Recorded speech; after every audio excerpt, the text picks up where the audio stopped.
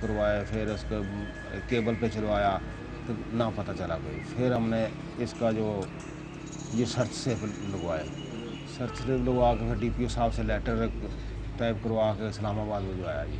इस्लामाबाद से फिर इसका शनाख्ती कार्ड की फ़ोटो कापी आई, ड्रेस आया, वो निशाद कॉलोनी का था। निशाद कॉलोनी फिर गए हम जी, उधर पता किया, उन्होंने कहा जी इधर तो 5-4 महीने से चले गए हैं, इधर से किराए पे रहते थे। फिर उधर से एक उसका दोस्त मिला जो इसका खामद था, उसने बताया जी इसके वालिद के घर का मुझे पता और क्या। फिर उसके घर गए गुआवे जी, फिर उसके वालिद को हमने जाकर बताया, फिर उसने तस्वीर दिखाई, हमारे पास थी, कपड़े तो इधर ही थे। उसने तस्वीर देख के उन्होंने कहा ये हमारी लड़की है, मेरा ये दोस्त। तो जो डेड बॉडीज थी वो शनाख्त के काबिल थी, उनका चेहरा हाँ जी पहचाना जा रहा था? पहचाना, सिर्फ गला ही कटा हुआ था दोनों का, बाकी चेहरे ठीक थे। आपने अपनी तफ्तीश का आगाज़ कहाँ से किया? आगाज़ सारे ये शनाख्ती कार्ड से ही हुआ ना, जब उसका ड्रेस मिला, वारसान मिलते तो फिर ही आगे चलना था ना। जब वारसान मिले उन्होंने फिर अपना इसके शक भी था उन्होंने अबू बकर पे। अबू बकर जो है ऐसे इसका फिर मोबाइल हमने डाटा भी निकलवाया, इसकी काले थी उसे उस दिन। अच्छा, वारसान पहले से शक का इजहार कर चुके? हाँ जी, उसने बताया था सर भी मेरे इसके साथ तलक थे, मैं शादी करना चाहता था। अपनी तमाम तहकीकात और मालूमात के साथ SID टीम ने कसूर से वापसी का सफर इख्तियार किया और पहुंची अपने लाहौर ऑफिस। अब SID टीम के लिए रेहाना और उसके 2.5 साला बेटे के कत्ल के पीछे छुपे हकायक का पता चलाना जरूरी था। टीम SID अब तक की तहकीकात और मालूमात को मद्देनजर रखते हुए आप सब क्या समझते हैं, क्या वाकई अबू बकर एक शादीशुदा औरत जो एक बच्चे की मां भी थी उससे शादी करना चाहता था और इसी में नाकाम होने की बिना पर उसने इतना बड़ा कदम उठाया, या फिर इसके पीछे कोई और वजह थी? अबू बकर रेहाना से शादी करने का ख्वाहिशमंद बिल्कुल नहीं था, क्योंकि अगर ऐसा होता तो वो रेहाना के घर वालों से पहले ही रिश्ते की बात कर लेता जब वो कुंवारी थी, मगर उसने ऐसा नहीं किया। और ये बात मुझे रेहाना की मां ने खुद बताई है, आप भी सुन लीजिए। अबू बकर का कहना है कि वो आपकी बेटी को पसंद करता था और आपकी बेटी ने उसको धोखा दे के कहीं और शादी कर ली और इस वजह से उसने मारा है। नहीं नहीं, बकवास करता है वो, ये सब बकवास है। अगर वो रिश्ता मांगते तो हम दे ना देते बेटा, रिश्ते की कोई बात नहीं है, वो ये सारा झूठ बोल रहा है, कोई नहीं है इसकी, क्योंकि यहाँ ये शादी पसंद की थी, अगर इससे होती अगर ये शादी पसंद की थी तो फिर अबू बकर क्या उसके साथ, क्योंकि उसका कहना है कि आपकी बेटी के ताल्लुक थे उसके साथ, उसकी दोस्त है वो, नहीं हमें नहीं पता, वहाँ ना हमें उसने कहा ना हमें पता है कि वो बकवास है सब। दरअसल रेहाना और अबू बकर के नाजायज मरासिम थे। आसिफ को इस बात का अच्छी तरह से पता था, लेकिन चूंकि उसने मोहब्बत की शादी की थी रेहाना से, इसलिए वो अपनी बीवी की इस हरकत से नजरें चुराता रहा। ये रेहाना का अपने शौहर आसिफ से राब्ता कैसे हुआ था? अबू बकर तो खैर उसका मोहल्लेदार था, क्या आसिफ भी वहीं रहता था? नहीं सर, आसिफ लाहौर की निशाद कॉलोनी में रहता था, जो रेहाना के घर से तकरीबन 4 किलोमीटर के फासले पर है। रेहाना एक बार अपनी सहेली से मिलने निशाद कॉलोनी गई थी, उसने वहीं सोचा कि वो कुछ इजी लोड करवा ले, इसी सिलसिले में वो एक दुकान पर पहुंची। और हमारी तफ्तीश के मुताबिक वहीं आसिफ ने रेहाना का नंबर लिया, फ़ोन पर राज़ो नियाज शुरू हो गए और बात इतनी बढ़ी कि आसिफ ने रेहाना का रिश्ता मांगा और दोनों की शादी हो गई। इस तरह वो फिर रेहाना को लेकर पहले कुछ अरसा निशाद कॉलोनी में रहा, उसके बाद अपने मालकान के दिए हुए मकान में जौहर टाउन में जाकर रहने लगा। माँ बाप तो उसके बचपन में ही फौत हो गए थे, एक बहन थी वो भी 15 साल पहले फौत हो गई थी। मेरा ख्याल है कि रेहाना के शौहर से मिलकर इस बात का पता चलाना बहुत जरूरी है कि वो अबू बकर को अपनी बीवी से मिलने की इजाजत क्यों देता। अली ख्वाजा ने मीटिंग के फौरन बाद आसिफ से फोन पर राब्ता करके मिलने का कहा। पहले तो वो इनकार करता रहा, फिर कुछ देर बाद ही उसने टीम को लाहौर के गाजी रोड पर 3 बजे आने का कहा, मगर बगैर कैमरे के।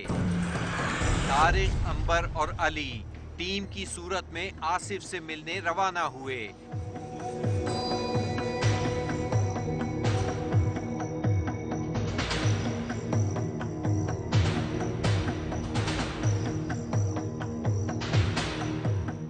और गाजी रोड पहुंचकर आसिफ को फोन पर मुकर्ररा जगह पहुंचने का बताया।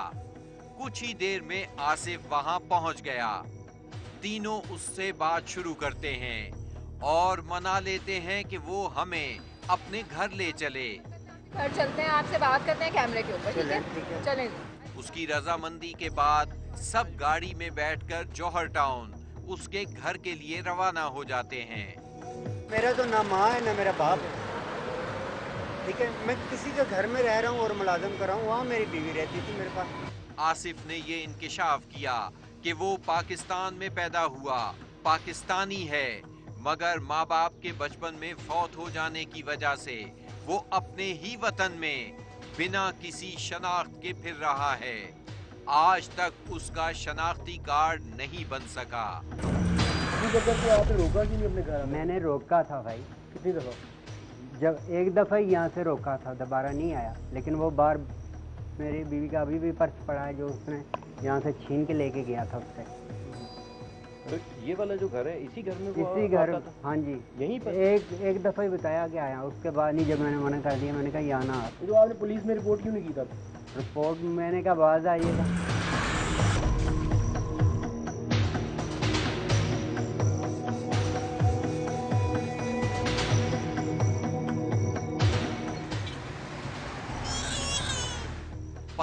फरवरी के रोज रेहाना का वालिद उसे और उसके बेटे को भट्टा चौक से जौहर टाउन के लिए बस में सवार करके वापस अपने घर चला गया।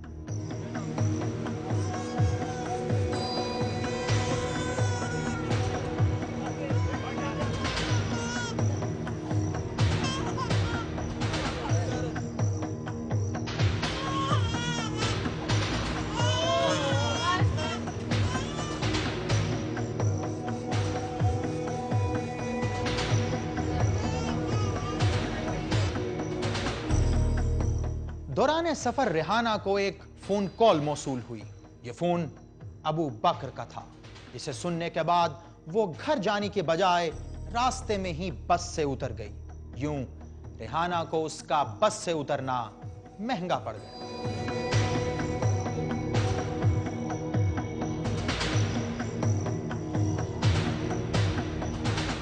कुछ ही देर में वहां किराए की मोटरसाइकिल पर अबू बकर पहुंच गया। रेहाना उसके साथ मोटरसाइकिल पर बैठी और वो फेरोजपुर रोड पर कसूर की तरफ रवाना हो गए, जहां अबू बकर ने एक सुनसान जगह ले जाकर रेहाना और उसके बेटे को छुरी से कत्ल कर डाला और खुद वहां से निकल गया। उधर 16 फरवरी 2012 को ऐन उस वक्त जब गंडा सिंह पुलिस रेहाना के लवाहिकीन की तलाश में थी, रेहाना के शौहर ने ससुराल फोन करके बीवी के घर आने का पूछा, मगर उसे बताया गया कि वो तो कल की तुम्हारी तरफ जा चुकी है।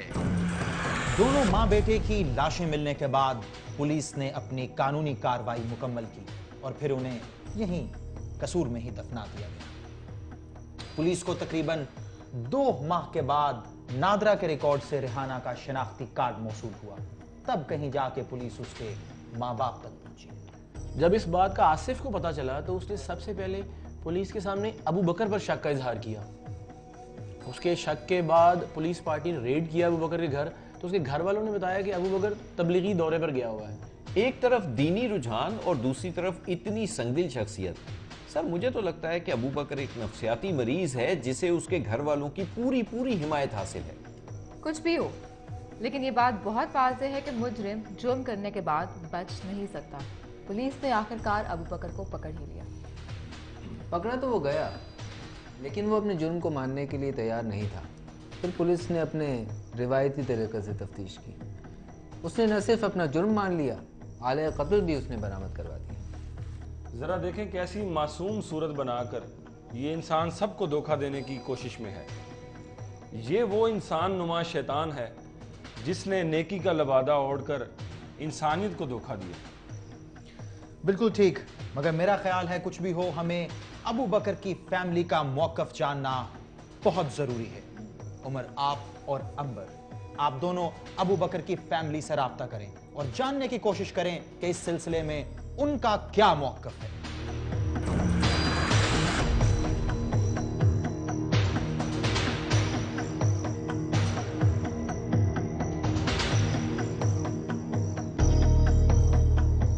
एसआईडी टीम अबू बकर के बारे जानने के लिए पहुंची उसके घर, जो वाक़े है बेदिया रोड के इलाके गुहावा कॉलर कॉलोनी में।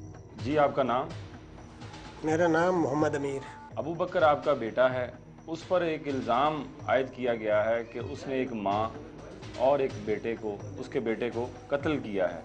इस बात में कितनी सदाकत है? हमें तो इसके कत्ल करने न करने में कोई इल्म नहीं कि वो उसके साथ कैसे ताल्लुक़ है, था या नहीं, और किया भी है या नहीं। हमारे पास शवाहिद नहीं है, कोई शवाहिद नहीं। रेहाना आपकी मोहल्लेदार थी, आप लोगों का उनसे कितना ताल्लुक़ था कि आप उन्हें जानते थे या नहीं जानते थे? ना वो मेरी मोहल्लेदार है, ना हमारे वो ख़ानदान है, ना हमारी कौमियत है, सिवाय इसके कि जहाँ वो रहते हैं उसके सामने एक जामे मस्जिद अलीउल मुर्तज़ा के नाम से है। हम मस्जिद में नमाज़ पढ़ने के लिए जाते हैं, अदरवाइज़ ना हमारा मोहल्ला है। अबू बकर रेहाना को शादी के लिए मजबूर करता था कि अपने खावन से तलाक लेकर मुझसे शादी कर लो। उसके ना करने पर अबू बकर ने ये कदम उठाया। आप इस बात को तस्लीम करते हैं कि उनके बीच में कोई रिश्ता था?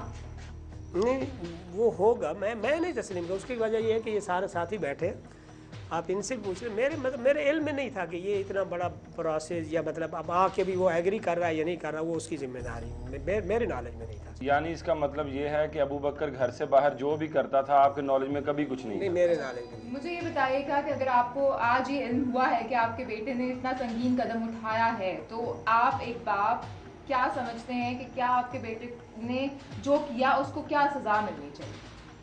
सज़ा देखिए जी, अगर यहाँ तो वो ममलिकत हमारी जो है ना इस्लामी ज़रूर है, लेकिन उसके हिसाब से अमल नहीं होता। यहाँ तो जिसके पास पैसा है ना, आप यकीन करें अभी पैसा दे दे तो सारा ठीक हो जाएगा, उसका है। अगर ममलिकत है तो किसास जो है सीधी सी बात है कि जो किसी का बाजू काटता है उसका बाजू काटो, जिसने कत्ल किया वो कत्ल कर। मजहबी था, इतना सारा कुछ था, उसके बावजूद उसने एक लड़की के पीछे लग के कत्ल कर दिया।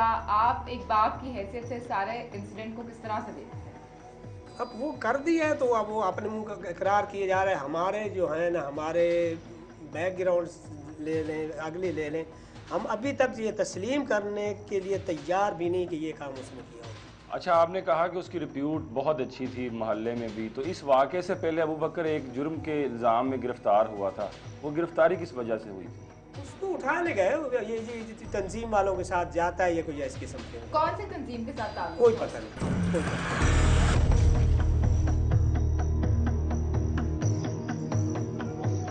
रफ़ी जमाल और तारिक जौहर टाउन लाहौर पहुंचे आसिफ की रिहाइश गाह पर ताकि उसका निकाहनामा हासिल करके देखा जा सके।